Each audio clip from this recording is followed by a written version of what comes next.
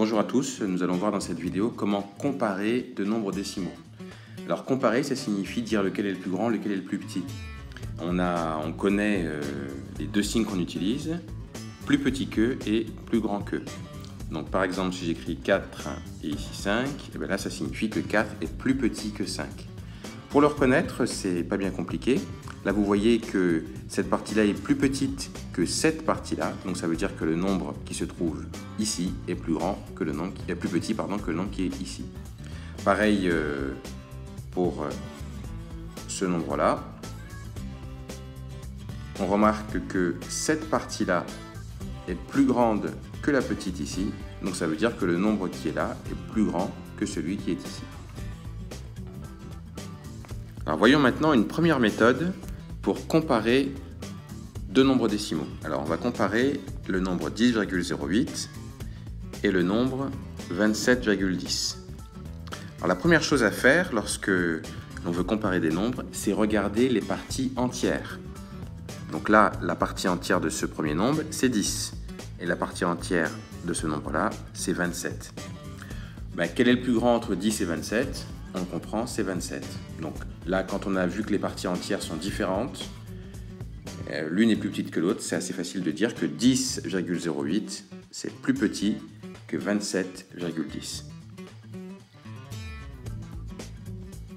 Maintenant, on va comparer deux autres nombres, mais cette fois-ci, ils ont la même partie entière.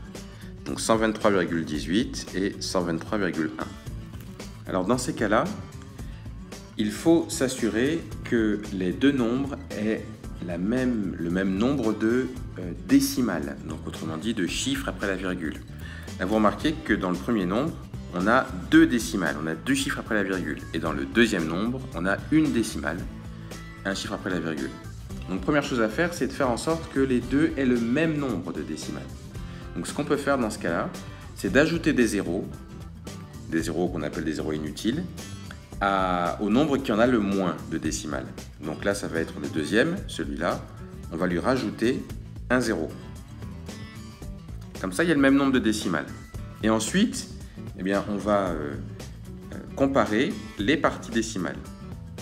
Le 18 et le 10. Qu'est-ce qui est le plus grand entre 18 et 10 ? Évidemment, c'est 18. Donc, comme les parties entières sont les mêmes, et qu'une partie décimale est plus grande que l'autre, on peut comparer en disant que 123,18 c'est plus grand que 123,10. Donc ça, c'est la première méthode pour comparer deux nombres décimaux.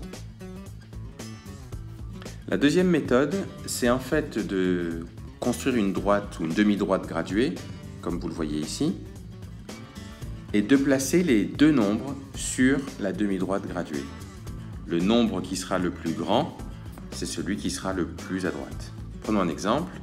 Si on veut comparer 12,3 et 12,4. Alors on a vu dans une vidéo précédente comment placer ces nombres sur une droite graduée. Alors 12,3 va être ici, 12,4 va être ici. On remarque que 12,4 est celui qui est le plus à droite par rapport à 12,3. Donc c'est celui-là qui sera le plus grand. Donc 12,4 plus grand que 12,3. Donc voilà les deux méthodes pour comparer deux nombres décimaux.